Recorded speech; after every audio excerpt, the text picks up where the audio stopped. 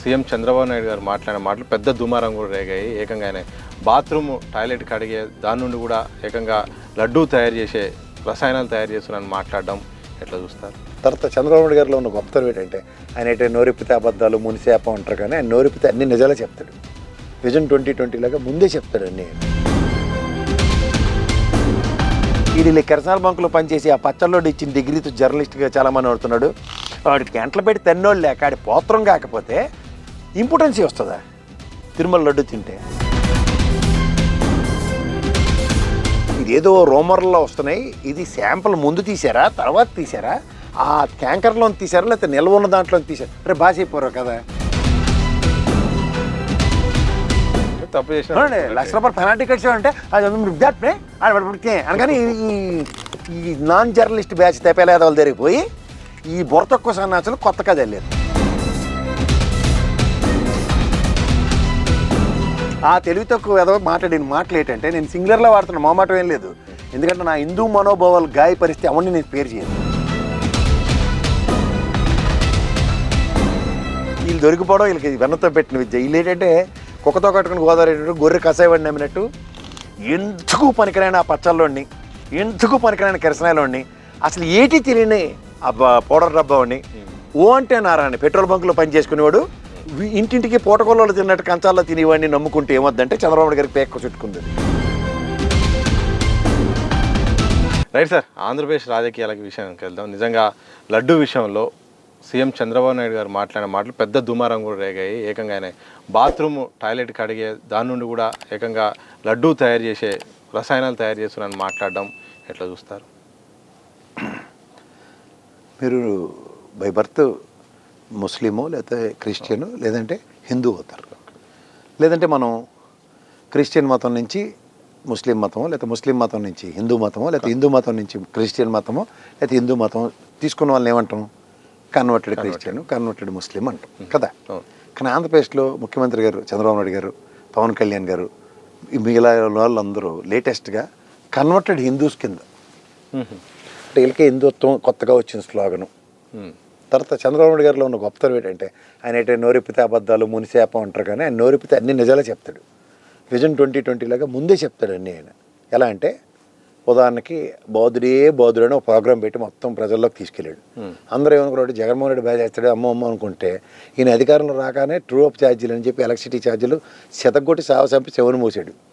దానికి అలా చేయడం తప్పు అని కేంద్ర ప్రభుత్వం 1000 కోట్లు పెనాల్టీ వేసినా సరే ఆయన మాత్రం పంతం మార్చుకోలేదు. అలాగే ఈ లడ్డూ విషయంలో జరుగుతున్న దౌర్భాగ్యం ఏంటంటే, 2014-15 నుంచి ఇందాపూర్ అని ఒకటి ఉంది, ఇందాపూర్ మిల్క్ ప్రొడక్ట్స్ ఏదో, ఆడు ఎప్పటి నుంచో సప్లై చేసేస్తాడు టీటీడీకి. ఈడెవడరాయిడంటే హెరిటేజ్ వెబ్సైట్లోకి వెళ్తే 17వ నెంబర్లో కొలాబరేషన్తో ఉన్నాడు. రాష్ట్ర దేశంలో నలుమూలల్లో విస్తరించిన హెరిటేజ్కి ఇలా ఒక యాన్సిలరీ యూనిట్లో సబ్సిడరీ యూనిట్ల కింద ఉన్నవాళ్ళు. ఈడు ఒకసారి 2016లో ఈయన రిజెక్ట్ చేశారు, ఈ దగ్గర క్వాలిటీ కంట్రోల్ ఏమీ లేవని. కానీ మళ్ళీ సేమ్ టు సేమ్ అసలు పవన్ కళ్యాణ్ మనం మాట చూడండి, ఏంటండి అసలు ఆ రేట్ అండి మనందరికీ తిరుమల హిస్టరీలో ఈ రోజు దాకా ₹400 దాటిన ఉదంతం లేదు. పోనీ ఈయన చూస్తే ఈ ట్రాక్ రికార్డ్ చూస్తే ఒకసారి ₹321 అమ్మేసాడు.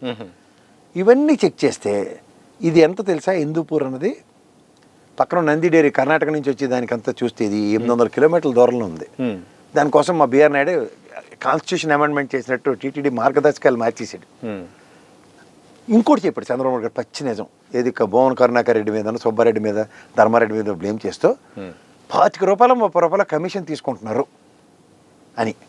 అలానే ఈ సుబ్బారెడ్డి దగ్గర ఎప్పుడో పనిచేసినాడు పోయి ఇప్పుడు మన వేమిరెడ్డి గారి దగ్గర పిఏ కింద పనిచేస్తుండే ఆయన, ఎంపీ గారు ఎమ్మెల్యేల ఇంట్లో.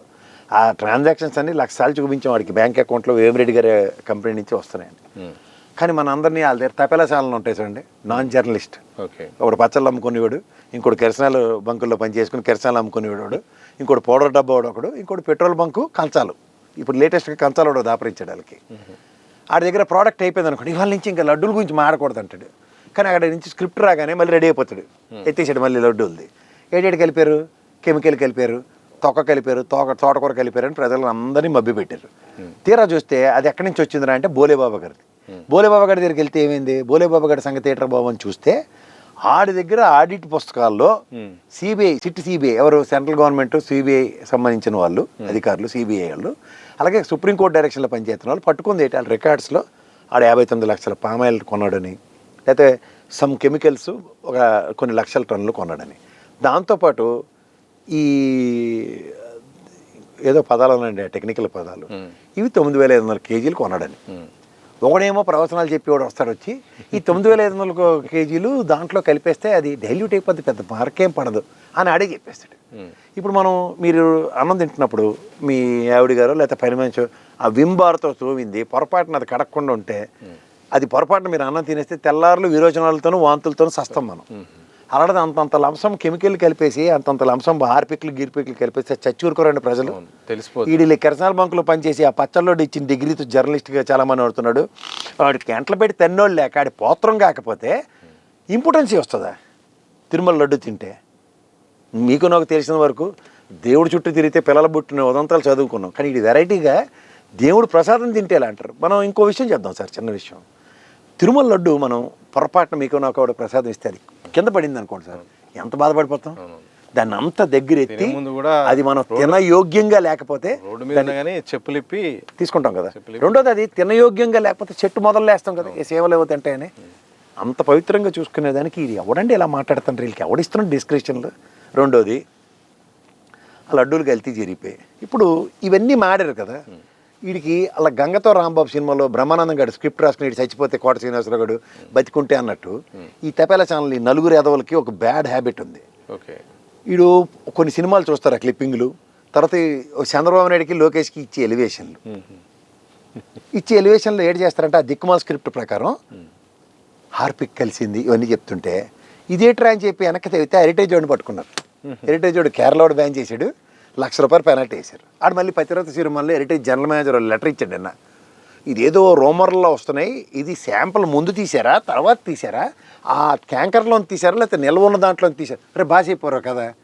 ఇవన్నీ నువ్వు కోర్టులో వెళ్ళి ఫైట్ చేయాలి కదా. కేరళ ప్రభుత్వం మిగిలిన స్టేట్లలో అందరూ యాక్సెప్ట్ చేస్తే నీకేం పోయి కాలం వచ్చిందని చెప్పి కేరళ ప్రభుత్వంతో ఏమైనా ఫైట్ చేసావా? ఈ అచ్చని పచ్చపోసలో ₹1,00,000 పెనాల్టీ కట్టేసాడు. తప్పు చేసిన ₹1,00,000 పెనాల్టీ కట్టామంటే అనగానే ఈ నాన్ జర్నలిస్ట్ బ్యాచ్ తెపేలేదవాళ్ళ దగ్గరికి పోయి ఈ బొరతక్కువ సన్నాసులు కొత్త కథ వెళ్ళారు. ఇవన్నిట్లోనూ అలా సిద్ధార్థ గారి సినిమా ఒకటి ఉంది, మనం కొన్నాళ్ళు భరించాడు, ఇప్పుడు తమిళ ప్రజలను ఉద్ధరించడానికి 4 సినిమాలు చేసుకుంటాడు బొమ్మరీ లీరో గారు. ఆయన పట్టుకొచ్చి నా సినిమాలో తీసుకొచ్చి ఆడు ఏటేటి చెప్పాడు, మక్కి రాసేసాడు. ఆవిడ కంచలోడు అంటే తెలుసు కదా మీకు, ఒక కంచం ఉంటుంది ఇంటికి వెళ్ళి తింటే, ఆడు ప్రతివాడు ఇంటికి పోయి రోజుకో కంచంలో తింటూ ఉంటాడు. ఆ తెలివి తక్కువ ఏదో మాట్లాడిన మాటలు ఏంటంటే నేను సింగులర్లో వాడుతున్నా, మొహమాటం ఏం లేదు. ఎందుకంటే నా హిందూ మనోభావాలు గాయపరిస్తే అవన్నీ నేను పేరు చేయను. ఆడు ఎంత డెలిబరేషన్ ఇస్తుండో హార్పిక్ ఈ చెత్తాచెదారం అంతా కలిపింది హెరిటేజ్లో ఆడు ఐడెంటిఫై చేశారు. మిల్క్ నాన్ మిల్క్ ప్రోడక్ట్లో పెరిగలేదని ఐడెంటిఫై చేశారు. వీడికి సంబంధించిన ఆన్సర్ ఏఆర్ డైరీ కానీ లేదంటే ఇప్పుడు మీరు చెప్పిన ఇందాపూర్ కానీ ఇలాంటివన్నీ వైష్ణవి డైరీలతో అనుసంధానించుకుని, నేను కాదు వీడు మన బోలేబాబా గడైతే ఒక దీంట్లో ఇచ్చాడు, వాడు ఒక ప్రెస్ నోట్ ఏంటి వాడు దీంట్లో మెమోరాండం ఆఫ్ అండర్స్టాండింగ్ ఉంటుంది, దాంట్లో నేను ఏ వాళ్ళతో కొలాబరేట్ అయిన దగ్గర హెరిటేజ్ ఉంది ఉన్నదా, నేను చూపిస్తాను. మీరు ఏ అక్కర్లు హెరిటేజ్ వెబ్సైట్లోకి వెళ్ళి చూడండి. ఇవన్నీ నేను చెప్పిన అబద్ధాలు అయితే నేను ఎవరితోనే మెట్టి దెబ్బలు తినడానికి రెడీగా ఉన్నా, కాదన్నప్పుడు మాత్రం నేను మెట్టితో కొట్టడానికి ఆలోచించను. ఇవన్నీ ఒకటి ఎత్తే సరే అలా పెద్ద జీరో ఒకటి ఉంటాడు. ఇక్కడ మా చిన్న జీరో అయితే చాలా బిజీగా ఉంటాడు, రియల్ ఎస్టేట్లో వ్యాపారాలు అన్నింటిలో బిజీ తలమొలకలనే ఉంటాడు. వ్యాఖ్యలు చేసి కూడా బాగా వైరల్ ఆడేమో వీళ్ళందరూ ఎందుకు పనికిరాని వాళ్ళది ఇంట్లో సన్నాసి మాటలు పెట్టారంటే అది దేశానికి ఉపయోగపడరని అర్థం అండి, గుర్తుంచుకోండి. వీళ్ళకి తోడు ఇక్కడ ఆంధ్రప్రదేశ్లో వీళ్ళు కర్రక జెండా పాముకోళ్ళు వీళ్ళు మఠాలు ఎట్టు కూర్చుంటారు ప్రభుత్వాలు కాడ అప్పనంగా తీసుకున్నప్పుడు. ఏమి ఇది హిందూ మనోభావాలకు సంబంధించిన అవసరం, ఆ దేవదేవుడు ప్రసాదంలో ఏం జరుగుతుంది, ఏం పిచ్చగా ఉందా అని చెప్పి వాళ్ళు వచ్చి మాట్లాడుతున్నారు. కానీ కూటమి సర్కారుకు అనుకూలంగానే మాట్లాడుతున్నారుగా. వీళ్ళు మా చాగంటి కోటేశ్వరరావు గారు వాళ్ళకి జగన్మోహన్ రెడ్డిని అయితే ఇలా క్యారం బోర్డు కాయిన్ కూడా నేను నీ దగ్గర పదవి తీసుకొని అన్నాడు. ఇప్పుడు చంద్రబాబు గారి సన్నిధిలో పదవి తీసుకున్నారు కదా, ప్రవచనాలు చెప్పడం మానేసరే ఏంది దేవదేవుడు ప్రసాదంలో తమాషాగా ఉందని. ఇదంతా ఒక ఎత్తి అయితే సార్ 2005లో రాజశేఖర రెడ్డి గారు ఎలాంటి జీవోలు ఇచ్చారు, 746, 747 ఏమని తిరుమలవి 7 కొండలని ఒక జీవో ఇస్తూ, రెండో జీవోలో తిరుమల సరిహద్దులు నిర్ణయించాడు. మూడోది అన్యమత ప్రచారానికి తిరుమల నాట్ అలౌడని ఇచ్చారు.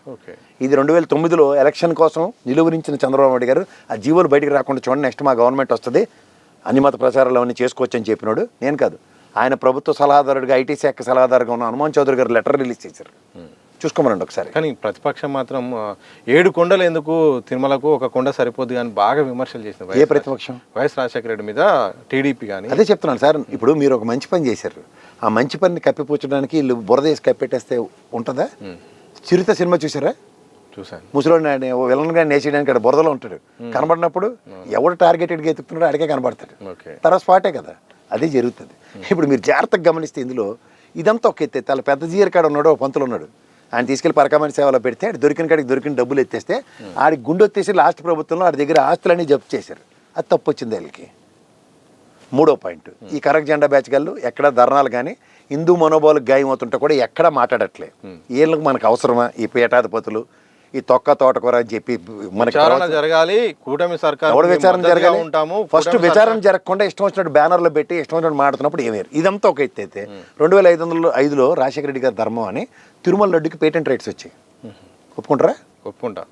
ఈ పేటెంట్ రైట్స్ ఆడిట్లు జరుగుతాయి కదా మీకు, ఐఎస్ఓ లేదా 6 సిగ్మా ఇలాంటి వచ్చినప్పుడు అది ఈ మధ్యలో ఎప్పుడైనా వచ్చేది ఇట్లా కల్తీ జరిగిందని చెప్పి ఈ పేటెంట్ రైట్స్ రద్దు చేస్తున్నాను ఎక్కడైనా విన్నారా? లేదు. మరి ఎందుకు ఈ టపాచిపుత్ర కబుర్లు? సో రాజకీయ ఆరోపణలు అంటారు ఇవన్నీ? రాజకీయ ఆరోపణలు కాదు, ఇదంతా జరిగింది ఎప్పుడు? 2004లో గవర్నమెంట్ ఎవరిది వచ్చింది? ఉమ్మడి రాష్ట్రంలో 2004లో కాంగ్రెస్ అధికారంలోకి వచ్చింది కదా. ఆ తర్వాత కదా రాజశేఖర రెడ్డి గారి పరిణామాలు 2005 మాడాం. ఇప్పుడు 2014లో గవర్నమెంట్ ఎవరిది వచ్చింది? టీడీపీ వచ్చింది. అప్పుడే కదా ఈయన్ని ఎవరి ఇందాపూర్ గాని తెచ్చి మన నెత్తికెక్కించింది. 2016లో క్వాలిటీ చెక్లు ఎఫ్ఎస్ఏల వాళ్ళు గెట్అవుట్ అని చెప్తేనే ఆయన మళ్ళీ వెనక దారి నుంచి తీసుకొచ్చారు. ఆడి పేర్లు మార్చి తొక్క తోటకూర చేసి.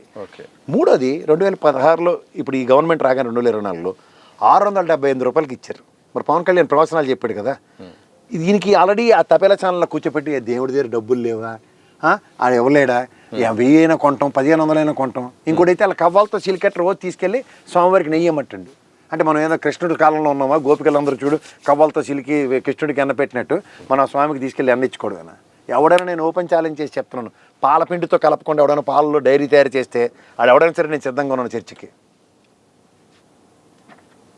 మీరు ఇంట్లో పాల డబ్బా కొనుక్కొని ఎప్పుడైనా ప్రయత్నించారు? పాలు కాస్తే మిగడ వస్తుందా రాదా? దాంతో చేస్తే వెన్న వస్తుందా రాదా? దాంట్లో పెరుగు వస్తుందా రాదా? మరి హెరిటేజ్ అదే కదా. సో కెమికల్ కలగకుండా జరగదు, ఏది అవ్వదు. ఆ కెమికల్కి vegetable fat, next milk fat contents check చేస్తారు. అది లేనప్పుడు గెట్అవుట్. అది తిరుమల ప్రాక్టీస్. ఇప్పుడు దీంట్లో కూడా హెరిటేజ్లో పెరుగే లేదంటారు. మరి పెరుగు నేను ఎన్నో ఫంక్షన్లో హెరిటేజ్ డబ్బాల నుంచి పెరుగులు తీసుకుని తిన్నాను. మొన్న అక్కడ మోసం చేసినట్టే కదా. నేను ఆడ మీద డెఫర్మేషన్ కేసు వేస్తే అసలు మన ఆంధ్రప్రదేశ్ తెలంగాణ రాష్ట్రాలను ఎందుకు బ్యాన్ చేయట్లే? కేరళ బ్యాన్ చేసింది కదా. Orissa is about to. ఎందుకు చేయలేకపోతుంది సార్?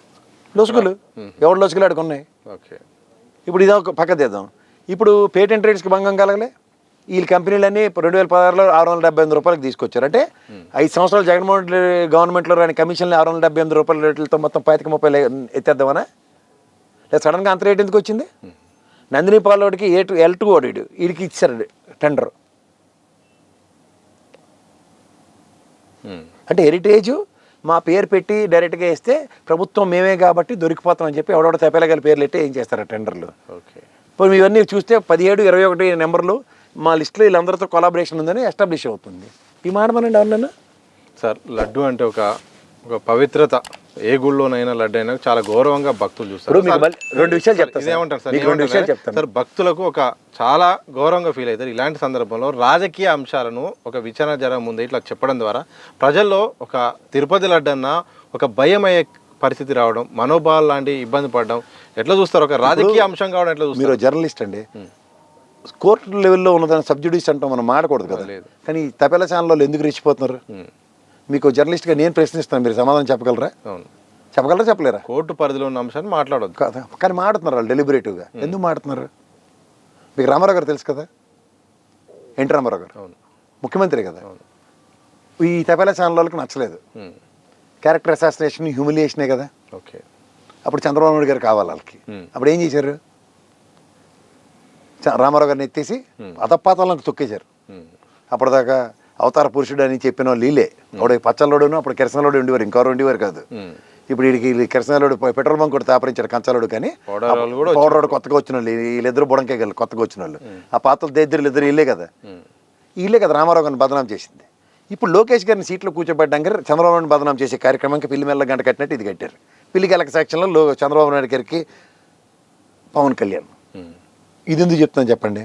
ఓటుకు నోటు కేసులో అలా ఎర్రబల్ దయాకర్ ముట్టించిన టైంలో లోకేష్ గారు కారెక్కాలి, ఆయన బదులు రేవంత్ రెడ్డి కారెక్క లటక్మ దొరికేశాడు. ఇప్పుడు లోకేష్ గారు ఏమైనా మాట్లాడుతున్నారు లడ్డు విషయంలో? ఒకప్పుడు పందికో ఉన్నాడు, ఇంక తర్వాత నుంచి సైలెన్స్, చిన్నపిల్లలు నోటి మీద వేలేసి కూర్చోమన్నట్టు కూర్చొని ఉన్నాడు. ఈ పవన్ కళ్యాణ్ కదా డబ్బాల గులకరాలు వేసినట్టు తెగ మాడుతుండ. అంటే నా రేవంత్ రెడ్డి ఇక్కడ పవన్ కళ్యాణ్ ముట్టించే కార్యక్రమం తగ్గించిన పవన్ కళ్యాణ్ కూడా ఈసారి తగ్గించాడు. మొన్నటిదాకా సెలరైపోయాడు కదా. ఇప్పుడు జాగ్రత్తగా గమనిస్తే ఇది ఇటు రేపు కోర్టు వెరిడిక్ట్ వస్తుంది. అందులో ఎట్లేదని ఆల్రెడీ అందరికీ తెలిసిపోయింది. 19 నుంచి 24 దాకా ఏది ఎవిడెన్సెస్ మాకు దొరకలేదని తెలిసిపోయింది. ఈ కెమికల్ లప్సం గిప్సం అన్నది ఇటు తిప్పి అటు తిప్పి భగవంతుడు మనందరం శిశుపాలు లాంటి వాళ్ళం, 100 తప్పులు క్షమిస్తాడు. అంటే ఇప్పుడు ఎక్కడ తిరిగి చుట్టుకుంది, హెరిటేజ్కి చుట్టుకుంది. హెరిటేజ్ ఆన్సిలరీస్ కింద ఇప్పటిదాకా సప్లై చేస్తున్న వాళ్ళు అందరూ దొరికేశారు. డొంకంత కదిలి ఏడు మెడక చుట్టుకుంది. గులివింది సామెత తెలుసు కదా, పైన ఎర్రగా ఉంది నీతి నిజాయితీ జస్టిస్ చౌదరి సినిమాలన్నీ మనకు చూపించి కింద నలుపు సంగతి వచ్చేసరికల్లా కోడిపెట్టలు దొరికినట్టు దొరికారు.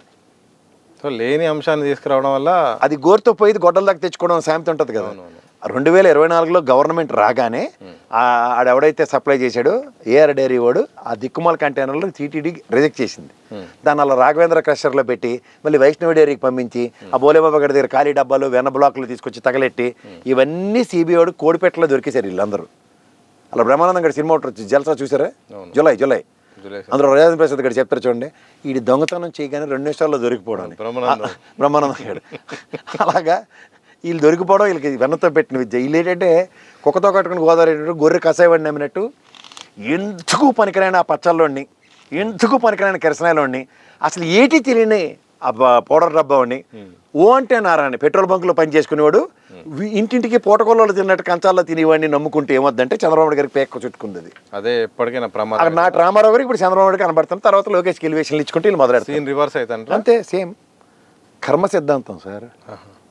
కర్మ రిటర్న్స్ అన్నది ఒకటి ఉంటుంది సార్. శ్రీశైలంలో మొన్న జరిగింది, చాలామంది కూడా బాధపడ్డారు. స్వాముల్ని కూడా లాఠీ చార్జ్ చేయడం, ఒకవైపు కూటమి సర్కార్ బీజేపీతో కూడిన జనసేనతో కూడిన కూటమి సర్కార్ ఉండడం, చాలామంది కూడా బయటకు వచ్చి భక్తులు గంటల పాటు నిలబడడం, పిల్లలు ఏడుపు ఆర్తనాదాలు, ఇవన్నీ ఎట్లా చూస్తారా సంఘటన? శ్రీశైలంకి ఒక 60 రోజులు ఒక దీక్ష పూని స్వాములు అరణ్య మార్గం త్రూగా నల్లమల్ల అలవుల నుంచి వెళ్తారు. అక్కడ కూడా చాలామంది చారిటీ చేస్తూ పాలు ఇస్తారు, పళ్ళు చెప్తారు, మంచినీళ్ళు ఇస్తారు. కానీ వాళ్ళకి ఏం పోత్రం అండి. ఇప్పుడు మీరు ఇదంతా ప్రాబ్లం ఈ 2024 నుంచి ఆ బీజేపీ ప్రాపకం పొందడానికి వీళ్ళు ఎప్పుడైతే కన్వర్టెడ్ హిందూస్ అయ్యారో వీళ్ళు మర్చిపోయారు ఒరిజినల్గా మేము పుట్టుకతోనే హిందువులు అని. ఈ కన్వర్టెడ్ హిందువులు చేసే ఓవర్ యాక్షన్లో ప్రతిది రెగ్యులర్ ప్రాక్టీస్. ఏది శ్రీశైలంలో స్వామివారికి శివరాత్రి రోజు శైవ క్షేత్రాల్లో ప్రఖ్యాతిగాంచిన క్షేత్రం శివుడు పైన భ్రమరం, ఇది దాన్ని ఏమంటారు పంచలింగాల్లో ఒకటి, అక్కడ స్వామివారి శక్తిపీఠాల్లో ఒక పీఠం. అలాంటి దాంట్లో వీళ్ళు బేసిక్స్ ఎప్పటి నుంచో జరుగుతుంది. Turn the page learn the వర్కే కదా, రెగ్యులర్ వస్తూనే ఉంటారు. తండోపతండాలుగా వచ్చే భక్తుల కోసం శివరాత్రి ప్రతిసారి ఏడు చేస్తారు, అదే చేయాలి. అది చేయకుండా వాళ్ళకి ఏర్పాట్లు కనీసం పిల్లలకి వచ్చిన వాళ్ళకి పాలు వసతులు ఏమీ లేకుండా స్వాముల మీద లాఠీ చార్జా. ఇదే ఏదో సామెత ఉంటుంది, 6 నెలలు స్వామి చేసి ఏటర చేసి అంటే మూలలో ఉన్న ముస్లింను పొడిచారని సామెత ఉంటుంది. అలాగే స్వాములు భక్తి పారవశ్యంలో ఉన్న భక్తుల మీద కొడతారు. ఇది ఎక్కడికో వినాశకాలే విపరీత ఆర్తనాదాలను చూసినప్పుడు ఏమనిపించింది అసలు మీకు? అందులో ఒక పోలీస్ కానిస్టేబుల్ గారు చేసిన పని అయితే నేను మెచ్చుకోలేని. ఆ గ్రిల్స్ అన్నీ ఎక్కి పాపం చిన్నపిల్లల్ని రెస్క్యూ చేశాడు. ఉన్నది అలాంటి ఔదార్యం చాటుకున్న ఉదంతాలు ఉన్నాయి. కానీ ఇది ఎక్కడ దౌర్భాగ్యం అండి. అసలు ప్రికాషన్స్ లేకుండా ఎలా చేస్తారండి? మొన్న అక్కడ తిరుమలలో కూడా చూడండి, ముందు దీనికన్నా ముందు వైకుంఠ అసలు 6 ప్రాణాలు పోయాయి. ఆ సింహాచలం గోడ కూలిపోయి 8 ప్రాణాలు పోయాయి. ఎవడదండి బాధ్యత? ఆ కాశీ బొగ్గలో ఆ stampede law and order control చేసే స్థానిక సీఏ గారు ఏంటి ఇంత జనసంద్రం వస్తుంది ఇక్కడ, దీనికి ఏదో అలర్ట్ చేయండి అని అలాంటి ప్రికాషన్స్ తీసుకోకుండా పోలీస్ వ్యవస్థ ఉంటుందా? ఇలా నిశ్చేష్టలే చూడడం నేను ఫస్ట్ టైం చూస్తున్నాను. అది చంద్రబాబు గారు గవర్నమెంట్. సీఎం గారు నా అదృష్టం నెక్స్ట్ పుష్కరాలు నా ఆధ్వర్యంలో జరగబోతున్నాయి బాబు. అది ఎలాగైనా ఒడ్డు పెడితే బెటర్. ఆ రాజమౌళి గారు నేను ఆ బోయపాటోడికి ఏదో సినిమాలు ఇచ్చి మహేష్ బాబు గారితో బిజీగా ఉండమంటే బెటర్. వాళ్ళ షూటింగ్లు గీటింగ్లు పెడితే కొంపల మీదకి వస్తుంది. అది ఫస్ట్ టైం అలాగే కొంప మూలిగింది 3 మంది జీవితాలు. ట్రంప్ ఏడు బాగా జరిగింది భయంకరంగా, చాలా మంది కూడా చనిపోయారు. ఇవన్నీ దృష్టిలో పెట్టుకుని పుష్కరాలు మా సాగుకు వస్తున్నాయో మీ సాగుకు వస్తున్నాయో తెలుసుకోమన్నాడు, అంతకన్నా ఎట్లేదు. సార్, జాతీయ రాజకీయాలకు వెళ్తే పార్లమెంట్ సమావేశాలు, రాహుల్ గాంధీ మాటలు, ఏదే ఎప్స్టీన్ ఫైల్స్ విషయంలో అయితేంది, అలాగే ట్రేడ్ డీల్ విషయంలో అమెరికాకు భారత్ మొత్తం కూడా సరెండర్ అయిపోయింది. ఈరోజు జీరోకు మొత్తం కూడా టారిఫ్లు ఇవ్వాల్సి వస్తుంది వాళ్ళ దిగుమతుల మీద అని కూడా మాట్లాడిన మాటలు ఎట్లా చూస్తారు? అంటే ట్రేడ్ బిల్ మీద పీయూష్ గోయల్ గారు ఒక విషయం చెప్పారు. జస్ట్ 2 పేజీల ఒప్పందం సంతకం అయింది. It is a లెబోరియస్ exercise. తర్వాత వీళ్ళు నిర్మలా సీతారామన్ గారి లాంగ్వేజ్ వల్ల అలా శశిధరూర్ గారికి ఒకరికే అర్థం అవుద్ది. వాళ్ళిద్దరు మాడుకుని ఏదో ట్రిలియన్ బిలియన్లు అంటారు. నేను చార్ట్ అకౌంటెంట్ కూడా ఎన్ని బిలియన్లు ట్రిలియన్లు సున్నాలు పెట్టడం నాకు నిజంగా రాదు.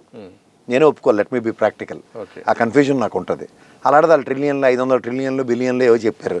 ఈ రోజు దాకా నాకు తెలిసి అమెరికాతో 40-50 బిలియన్లు ట్రిలియన్లు తప్ప ఇప్పటిదాకా ఎక్కువ చేయలేదు దాని ట్రేడ్. ఏ ప్రాతిపదికన ఒప్పందం రాస్తారు? నేను బ్లాంకెట్ ఒప్పందాలు ఇవి. పైపెచ్చు కాంగ్రెస్ గవర్నమెంట్లో మనం ఎక్కువ రోజులు పరిపాలించిన కాంగ్రెస్ ఆయనలో మనం ఏదో చిన్న చిన్న కరివేపాకు కొత్తిమీర ఇలాంటివన్నీ ఇచ్చి రష్యా నుంచి ఎంతెంత టెక్నాలజీ తెచ్చుకున్నాం మన అందరికీ తెలుసు. ఇప్పుడున్న ఐరన్ కంపెనీలు కానీ స్టీల్ కంపెనీలు కానీ లేకపోతే ఈ దాన్ని ఏమంటారు ఈ ఎలక్ట్రిసిటీ టెక్నాలజీస్ కానీ ఇవన్నీ వాళ్ళు ఇచ్చి బిహెచ్ఎల్ లాంటి సంస్థలు ఇలాంటివన్నీ వాళ్ళ టెక్నాలజీలే. సో ఇవన్నీ గాలికి వదిలేసి వీళ్ళు తెలివితేటలతో మనోడు ఒక వెళ్ళి ఏమనోడు కొనిచ్చి మొత్తం ప్రపంచాలన్నీ తిరిగి వాళ్ళతో దోచం వీళ్ళతో దోచం అంటే ఏడు జరుగుతుందో మూడో వ్యక్తికి తెలియకుండా ప్రపంచంతో అడుగు తింటూ ఉద్యోగాలు చేసేస్తుంటే మేము 3rd ప్లేస్కి వచ్చాం, 5వ ఎకానమీ స్టేట్ అయ్యాం, 6వ ఎకానమీ స్టేట్ అయ్యాం అని ఏదో చెప్తుంటారు నిర్మలా సీతారామన్ గారు. కానీ ఎక్కడైనా నిరుద్యోగ సమస్య తిరిగిందా, ఇలా బిలో పవర్టీలో ఉన్న ఏమైనా అప్లిఫ్ట్మెంట్ జరిగిందా, ఇవన్నీ ఎవడో మాట్లాడట్లేదు. మాట్లాడడానికి అవకాశం లేదు. ఆ కాంగ్రెస్ ఇవాళ